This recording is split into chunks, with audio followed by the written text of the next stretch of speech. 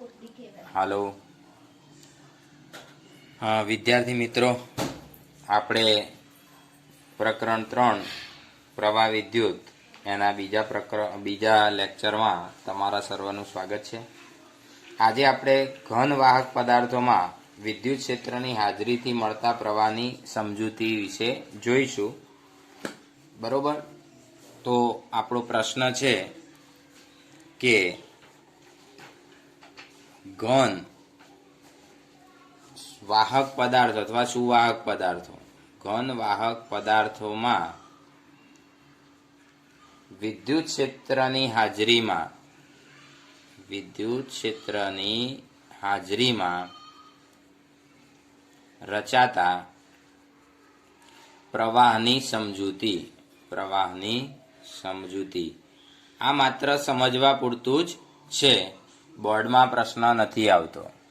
બરોબર, તો આપણે અહીંયા આગળ સમજવું હોય તો એના માટે એક સુવાહક પદાર્થ અહીંયા આગળ આપણે વિચારશું. ધારો કે આ એક નળાકાર સુવાહક પદાર્થ છે. આ નળાકાર સુવાહક પદાર્થ જે છે, બરોબર, એનો એક છેડો એ ધન વીજભારિત કરવામાં આવે, એટલે કે અહીંયા આગળ આકૃતિમાં બતાવ્યા પ્રમાણે આ એ છેડો છે એને આપણે ધન ભારિત કરીએ છીએ. ત્યાં પ્લસ ક્યુ વિદ્યુતભાર જમા થયેલો છે એમ માનવાનું છે.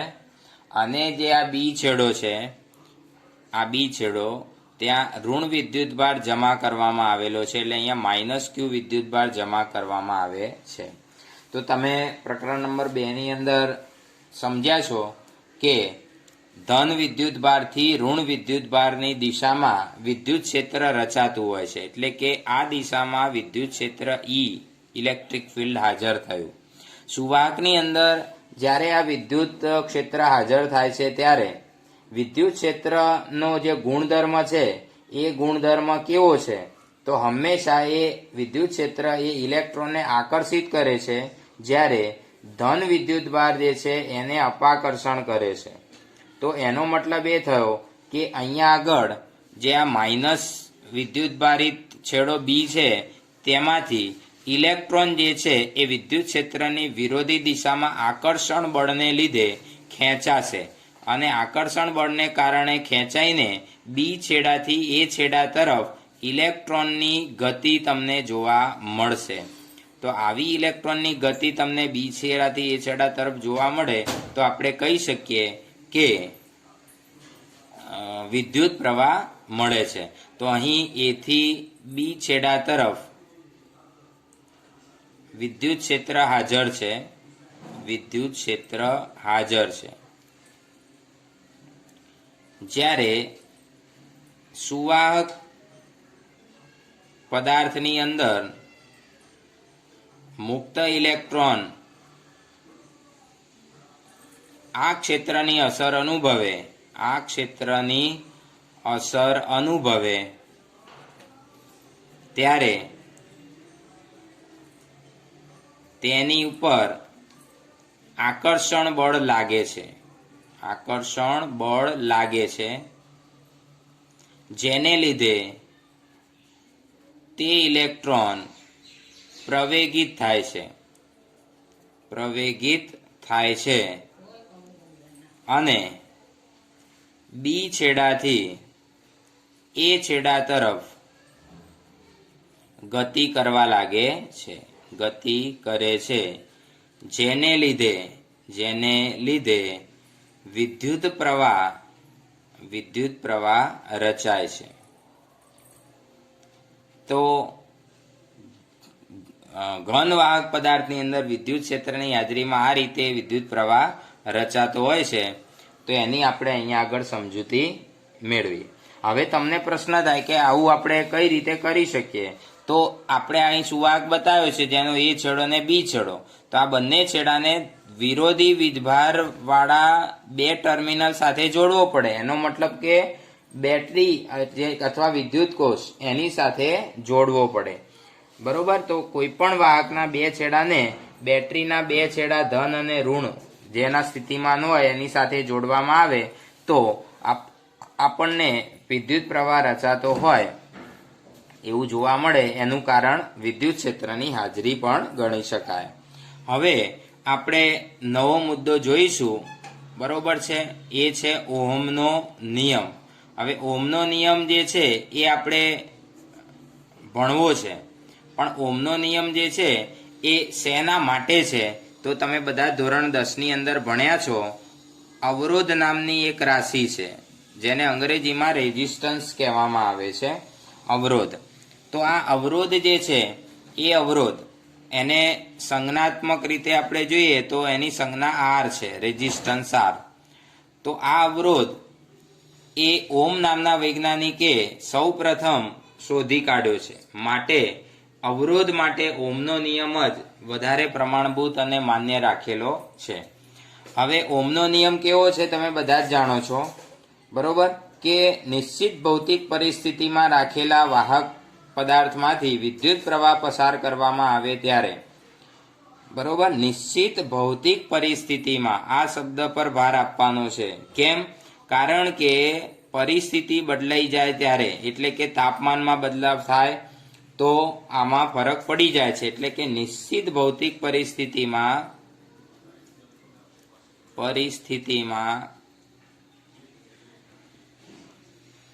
રાખેલા કોઈ વાહક પદાર્થમાંથી વિદ્યુત પ્રવાહ વહેતો હોય ત્યારે, વિદ્યુત પ્રવાહ પસાર થતો હોય ત્યારે, વિદ્યુત પ્રવાહ જ્યારે પસાર થતો હોય ત્યારે તેના એટલે કે વાહકના બે છેડા વચ્ચે નો વિદ્યુત સ્થિતિમાનનો તફાવત, જેને આપણે કહીએ છીએ વી, વોલ્ટેજ, અને તેમાંથી વહેતો પ્રવાહ આઈ સમપ્રમાણમાં હોય છે. આ નિયમને આપણે શું કહીએ છીએ?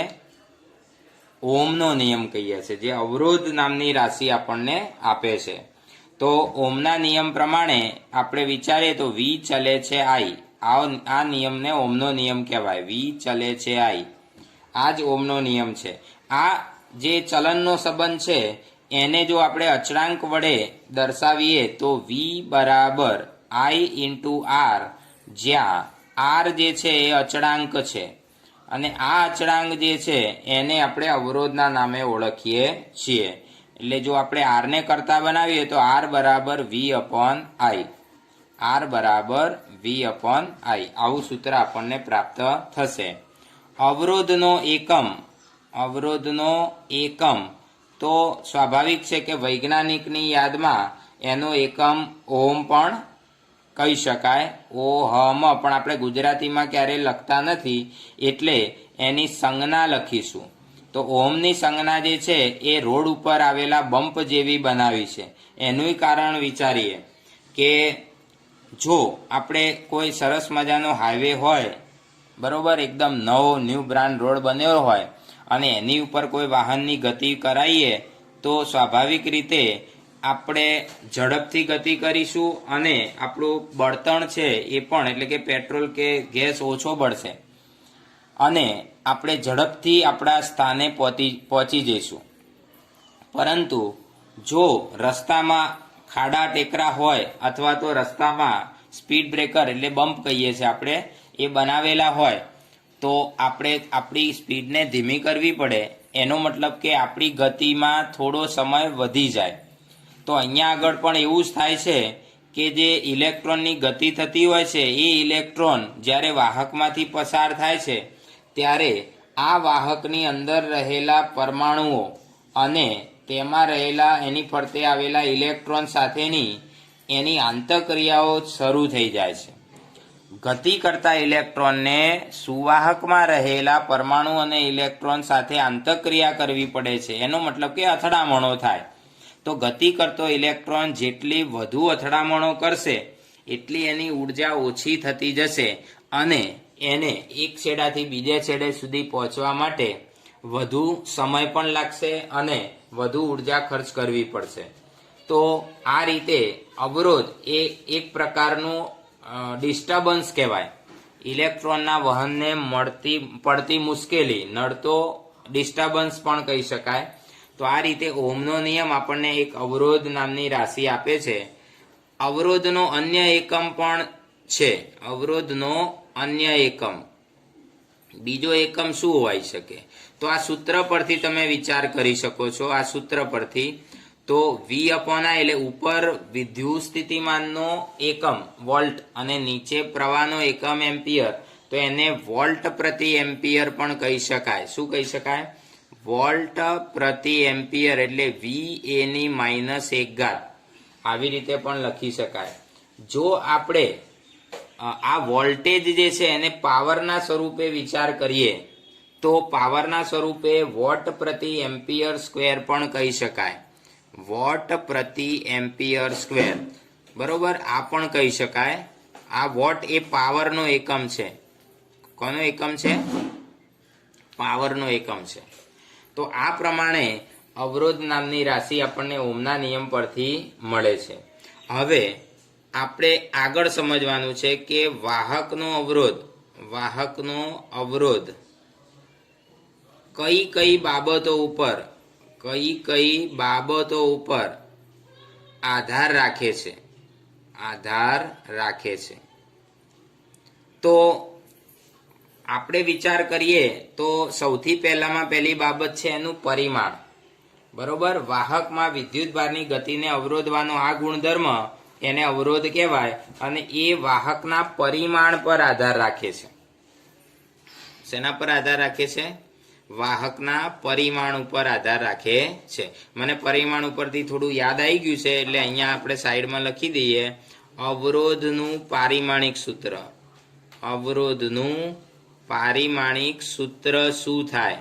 તો અવરોધનું પારિમાણિક સૂત્ર બનાવવું હોય તો ઉપર આપણે શું કરીશું? વિદ્યુત સ્થિતિમાનનું પારિમાણિક સૂત્ર છેદમાં એમ્પિયર અથવા વોટ પ્રતિ એમ્પિયર સ્ક્વેર છે એના પરથી પણ સીધું બનાવી શકાય. વોટ એ પાવરનો એકમ છે તો પાવરનું પારિમાણિક સૂત્ર શું થાય ભાઈ? 1 2 -3, બરોબર, 12 - 3 એને પાવર કહેવાય અને A-2 એની બાજુમાં લખી દેવાનું.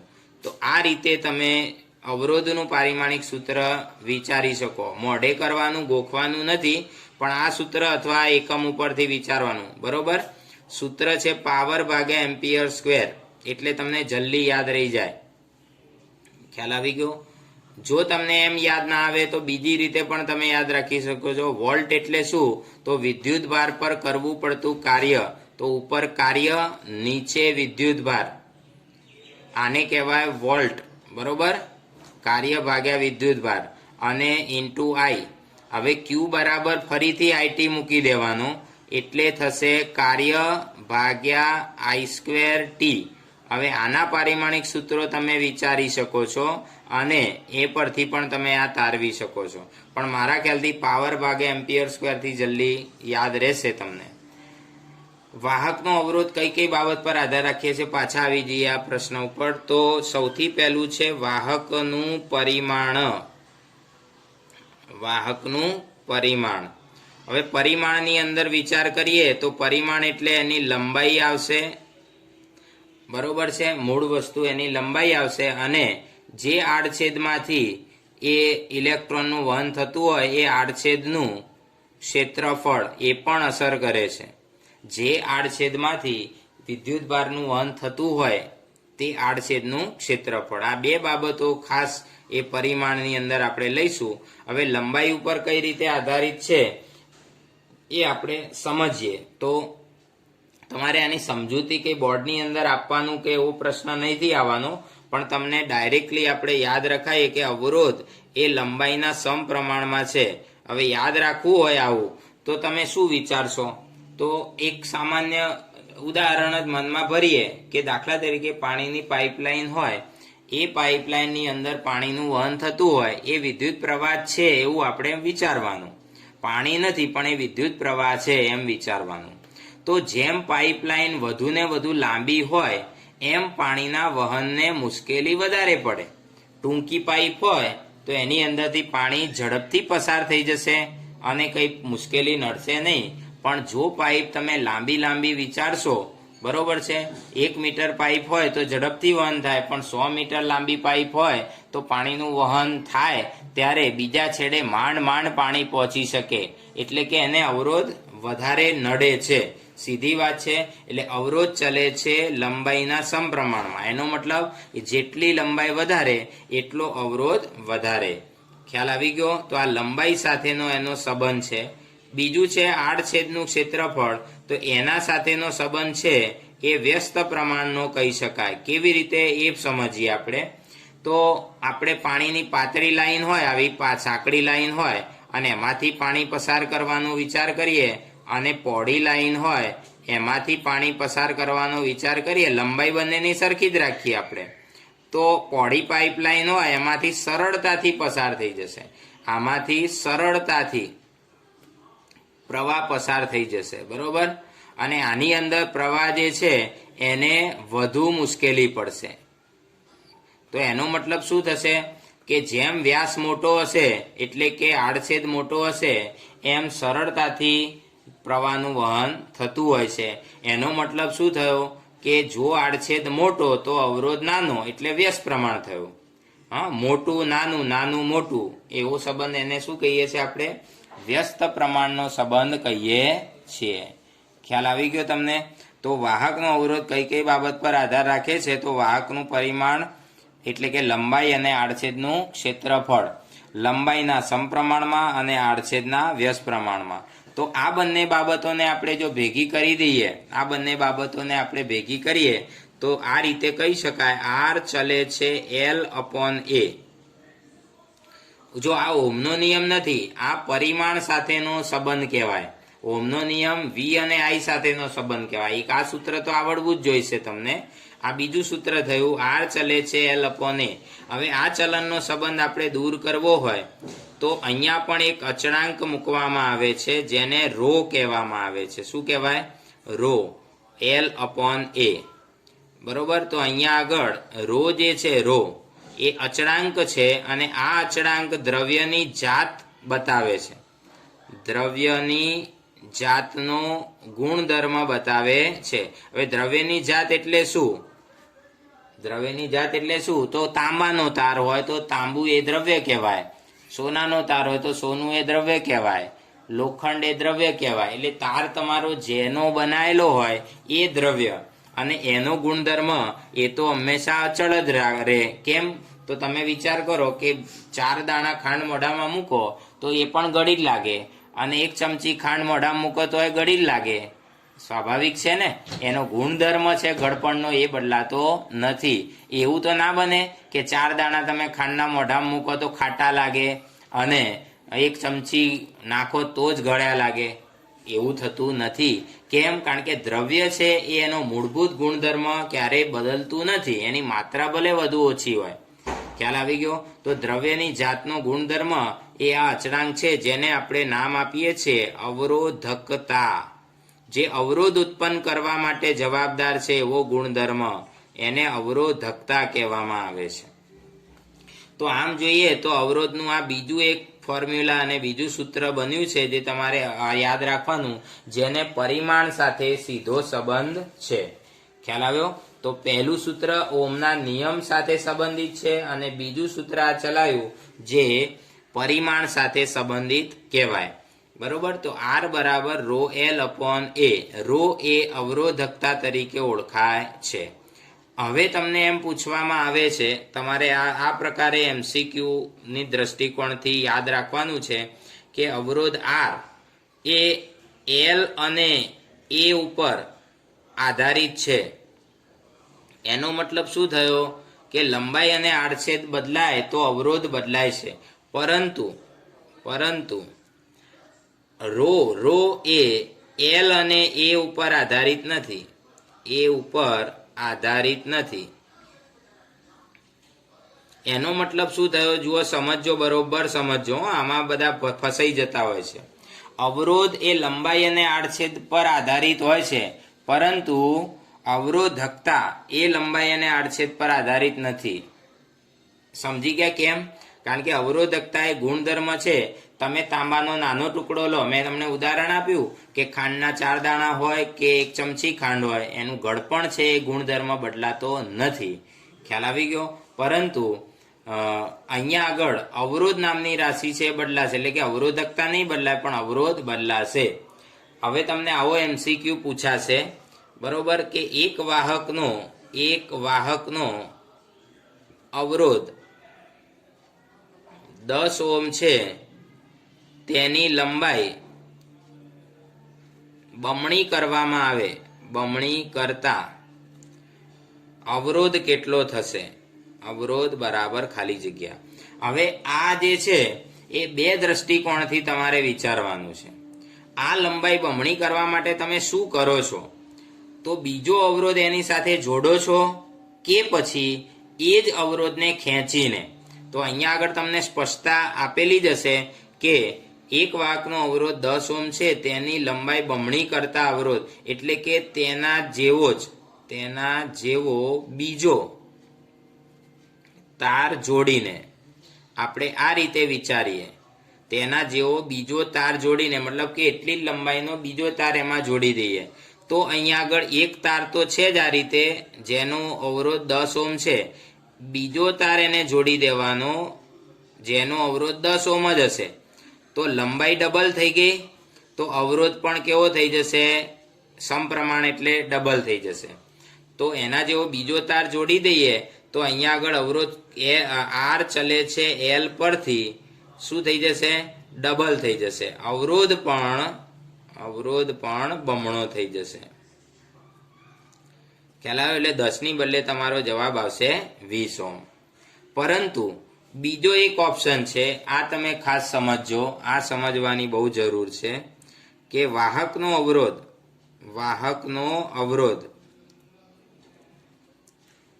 10 ઓહ્મ છે.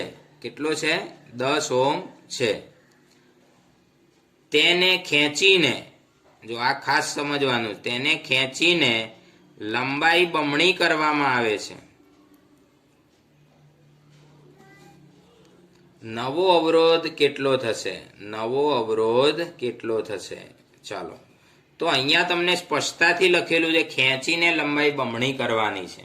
તો જ્યારે આપણે કોઈ તારને ખેંચીને એની લંબાઈ બમણી કરીએ છીએ, ધ્યાનથી સમજજો. તો આ સમજવાનું છે, તારને ખેંચીને લંબાઈ બમણી કરવામાં આવે, બમણી કરતા તેનું કદ જે છે એ બદલાતું નથી, કદ અચળ રહે છે. જ્યારે ખેંચીને લંબાઈ બમણી કરીએ ત્યારે કદ અચળ રહે છે. એટલે આપણું જે ફોર્મ્યુલા છે R ચલે છે L/A, તો આની અંદર કદ અચળ રહે છે અને ક્ષેત્રફળ બદલાય છે. બરોબર? એટલે આ જે ફોર્મ્યુલા છે એ આપણે ના વાપરી શકીએ. બરોબર? આ ફોર્મ્યુલા વાપરી શકાય નહીં, ન વપરાય. કેમ? તો એનું કારણ એ છે કે લંબાઈ પણ બદલાય છે અને આડછેદ પણ બદલાય, બંને વસ્તુ બદલાય તો આ સંબંધ આપણે વાપરી ન શકીએ. ખ્યાલ આવે છે? હવે કેવી રીતે થાય સમજો. કે દાખલા તરીકે મારી પાસે આવો તાર છે, આ તાર છે જેની લંબાઈ 5 સેન્ટીમીટર છે. સમજવા માટે આ 5 સેન્ટીમીટર, હું એને ખેંચું છું. જ્યારે હું એ તારને ખેંચીશ ત્યારે શું થશે તમે જોઈ શકો છો. કદ અચળ રહે છે, એટલે કે એની અંદર રહેલું જે દ્રવ્ય છે તાંબુ, એનો જથ્થો અચળ જ રહેશે. આ તારને તમે ત્રાજવામાં મૂકીને તોલો તો આનું જે દળ છે એ દળ 2 ગ્રામ જ છે, અને આ તાર જે તોલો તો એનું એ દળ 2 ગ્રામ જ છે. એનો મતલબ શું થયો કે કદ અચળ છે. પરંતુ તમે જોઈ શકો છો કે અહીંયા લંબાઈ જે છે 5 ની બદલે 10 સેન્ટીમીટર થઈ ગઈ, લંબાઈ બમણી થઈ ગઈ ને. પણ તમે જોશો તો આડછેદ સાંકડો થઈ ગયો. જોઈ લો, આ જાડાઈ મોટી છે અને આ જાડાઈ ઓછી છે. તો આવી ઘટના થાય છે. ખબર પડી? અહીંયા લંબાઈ વધે છે પણ આડછેદ ઘટે છે, એટલે કે ક્ષેત્રફળ ઘટ્યું એમ કહી શકાય. જ્યારે તારને ખેંચીએ ત્યારે આવી ઘટના થાય છે. તો આપણે આ જે પદ છે કદ અચળ એને પકડી રાખવાનું. તો કદ અચળનો મતલબ શું થાય કે આપણે અહીંયા કદ નામની એક રાશિ ઉત્પન્ન કરવી પડશે જેનો લંબાઈ સાથેનો સંબંધ મેળવી શકાય. તો આપણે એના માટે શું કરશું? તો અંશ અને છેદને લંબાઈ વડે ગુણી નાખીએ. આપણે અંશ અને છેદને લંબાઈ વડે ગુણી નાખીએ તો આ પ્રમાણે સંબંધ તમે વિચારી શકો છો. આર ચલે છે L² ક્ષેત્રફળ ગુણ્યા લંબાઈ એટલે કદ કહેવાય. તો છેદમાં કદ આવી ગયું. હવે છેદ અચળ છે તો અહીંયા વી અચળ હોવાથી તમારો સંબંધ મળી ગયો છે આર ચલે છે L². હવે આનો ઉપયોગ તમે કરી શકો. તો યાદ રાખવાનું કે તારને ખેંચીને જ્યારે લંબાઈ બમણી કરવાની વાત આવે તો આર ચલે છે L². આ સંબંધ લેવાનો છે લંબાઈ સાથેનો. આ જ રીતે ક્ષેત્રફળ સાથેનો સંબંધ પણ તમને મળશે. ક્ષેત્રફળ સાથેનો સંબંધ પણ મેળવી શકાય.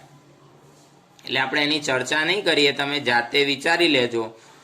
આર ચલે છે 1/a². આ સંબંધ મેળવવા માટે શું કરવાનું તમારે ભાઈ? અંશને અને છેદને એ વડે ગુણવાના. અંશ અને છેદને ક્ષેત્રફળ વડે ગુણીએ એટલે ક્ષેત્રફળ સાથેનો સંબંધ મળે. અંશ અને છેદને લંબાઈ વડે ગુણીએ તો લંબાઈ સાથેનો સંબંધ મળે. આ બંને સંબંધ કદ અચળ હોય ત્યારે વાપરવાના છે. આ બંને સંબંધ ત્યારે વાપરવાના જ્યારે કદ અચળ રહેતું હોય. એટલે કે તારને ખેંચીને દબાવીને કે એ રીતે એની લંબાઈ પહોળાઈમાં ફેરફાર કરતા હોઈએ ત્યારે આ સંબંધનો ઉપયોગ તમારે કરવાનો થાય. ખ્યાલ આવ્યો? પરંતુ તમને એવા પ્રશ્નો આપ્યા હોય કે એના જેવો જ બીજો તાર એમાં જોડી દેવામાં આવે, બરોબર, તો એમાં શું ફેરફાર થાય? તો તમારે પછી એ પ્રમાણે સમપ્રમાણનો સંબંધ લઈને અથવા વ્યસ્ત પ્રમાણનો સંબંધ લઈને વિચાર કરવાનો થાય.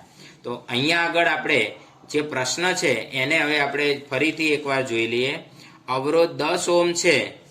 અવરોધ કેટલો છે ભાઈ? 10 ઓહ્મ છે.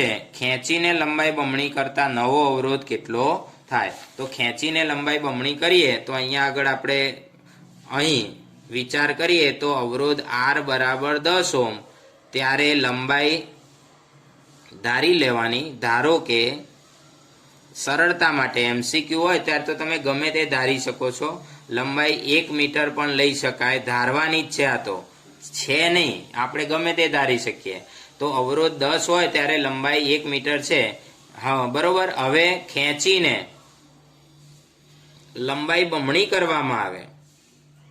લંબાઈ બમણી કરતા નવી લંબાઈ L' બરાબર 2 મીટર થશે. ખેંચીને લંબાઈ બમણી કરીએ તો R' બરાબર કેટલા? આવો પ્રશ્ન થયો. તો અહીંયા આગળ આપણે કયો સંબંધ રાખવાનો ભાઈ? R ચલે છે L² પરથી ગણવાનું. તો આના ઉપરથી તમને ફોર્મ્યુલા જાણો છો, આ સંબંધ જાણો છો, તો સૂત્ર આવી રીતે બને. જે શોધવાનું હોય અંશમાં લખવાનું R'/R. ડાબી બાજુમાં અવરોધ એટલે અંશ અને છેદ બંનેમાં અવરોધ લખવાના, પણ ઉપર નવો અવરોધ, છેદમાં જૂનો અવરોધ. એ જ રીતે સમપ્રમાણ છે એટલે અંશમાં L' અને છેદમાં L. પણ સંબંધમાં તમે જુઓ છો વર્ગ છે એટલે બંનેનો વર્ગ સંયુક્ત રીતે કરવાનો. હવે આમાં તમે કિંમત મૂકો તો R' ના છેદમાં R ની કિંમત કેટલી છે? 10 બરાબર L' ની કિંમત આપણે કેટલી ધારી છે? 2 અને છેદમાં 1 એનો વર્ગ. તો આ પ્રમાણે તમે વિચારશો તો R' છેદમાં 10 બરાબર 4, 2 નો વર્ગ 4, અને આના વડે ગુણી નાખો તો R' બરાબર 40 ઓહ્મ થશે. R' બરાબર કેટલો થશે? 40 ઓહ્મ. એટલે જે શરૂઆતનો અવરોધ હતો એના કરતા 4 ગણો થઈ જાય. સમજણ પડી? શરૂઆતનો અવરોધ 10 હતો તો એના કરતા 4 ગણો અવરોધ થયો. તો એનો મતલબ શું થયો કે લંબાઈ 2 ગણી તો અવરોધ 4 ગણો. તો આનું કન્ક્લુઝન તમે યાદ રાખજો, લંબાઈ 2 ગણી તો અવરોધ 4 ગણો એવું થાય. 2 નો વર્ગ કરવાનો છે, બીજું કંઈ કરવાનું નથી. 2 ગણો એનો વર્ગ કરો, વર્ગ કરતા 4 ગણો થઈ જાય. આવી રીતે સામાન્ય MCQ પૂછ્યો હોય કે એક અવરોધ જે છે અવરોધક તાર એને ખેંચીને એની લંબાઈ 3 ગણી કરવામાં આવે તો અવરોધ કેટલો થાય, કેટલા ગણો થાય? આવી રીતે તમને પ્રશ્ન પૂછ્યો હોય તો તમે શું જવાબ આપશો? તો દરેકને ખ્યાલ આવી જવો જોઈએ કે ખાલી વર્ગ જ કરવાનો છે. 3 ગણું હોય તો 3 નો વર્ગ 9 થશે, 4 ગણું હોય તો 4 નો વર્ગ 16 થશે. પણ ક્યારે? ખેંચીને. આ શબ્દ ભૂલવાનો નથી. તારને ખેંચીને લંબાઈ બમણી કરીએ, 3 ગણી કરીએ, એવી રીતે. એવી જ રીતે એક બીજો MCQ આપણે લઈ લઈએ કે એક આડછેદ છે, એક વાહક નો અવરોધ, એક વાહકનો અવરોધ 5 ઓહ્મ છે. એક વાહકનો અવરોધ કેટલો છે? 5 ઓહ્મ છે. તેને ખેંચીને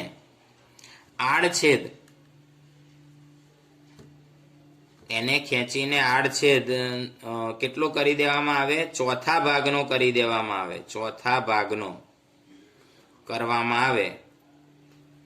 નવો અવરોધ કેટલો થશે? નવો અવરોધ કેટલો થશે? તો આમાં તમારે શું વિચારવું પડે? ભાઈ આડછેદ સાથેનો સંબંધ વિચારવાનો. તો અહીંયા આગળ આપણે શું લખીશું? બોલો તો. R બરાબર 5 ઓહ્મ અને ધારી લેવાનું કે ભાઈ ધારો કે ક્ષેત્રફળ એરિયા બરાબર 1 મીટર સ્ક્વેર, એવું ધારી લઈએ આપણે. ધારવામાં તો આપણે સરળતા માટે ધારીએ છીએ, બરોબર. અને તમને શું કીધું છે? આડછેદ ચોથા ભાગનો કરવામાં આવે. જો નવો આડછેદ A ડેશ ચોથો ભાગ એટલે 1/4, ચોથો ભાગ એટલે 1/4 મીટર સ્ક્વેર કરવામાં આવે તો R ડેશ કેટલો થાય? તો અહીંયા આગળ સંબંધ છે R ચલે છે. સંબંધ કયો છે? R ચલે છે.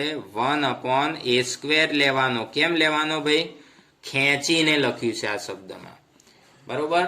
તો આના ઉપરથી આપણે સૂત્ર બનાવીએ તો R છે ડાબી બાજુમાં, તો R ડેશ અને R લખીએ તો જે શોધવાનું છે અંશમાં, જે આપેલું છે છેદમાં, R ડેશ અપોન R બરાબર. હવે વ્યસ્ત પ્રમાણનો સંબંધ છે એટલે R ડેશ માટેનો A ડેશ છેદમાં લેવાનો, R ડેશ માટેનો A ડેશ છેદમાં અને R માટેનો A અંશમાં લેવાનો અને બંનેનો ભાગાકાર કરીને વર્ગ તો કરવાનો, કારણ કે સંબંધ શું છે? સ્ક્વેરનો છે. હવે આમાં તમે કિંમત મૂકો. R ડેશ છેદમાં 5 બરાબર એની કિંમત 1 અને A ડેશની કિંમત 1/4 એનો વર્ગ. હવે છેદનો છેદ એટલે કે આ ચોગડો અંશમાં આવી જાય એટલે 4 નો વર્ગ થઈ જાય. એનો મતલબ R ડેશ બરાબર 16 ગુણ્યા 5 એટલે 16 × 5 80 ઓહ્મ થશે. ખ્યાલ આવી ગયો? તો આ પ્રમાણે આ પરિમાણ સાથેનો સંબંધ અવરોધનો આપણે સમજી શકીએ. હવે બીજી વાત આપણે સમજવાની છે અવરોધકતા. એક હજુ બાકી રહી ગયું. પહેલા અવરોધનું આપણે કમ્પ્લીટ જ કરી લઈએ. અવરોધ કઈ કઈ બાબત પર આધાર રાખે છે?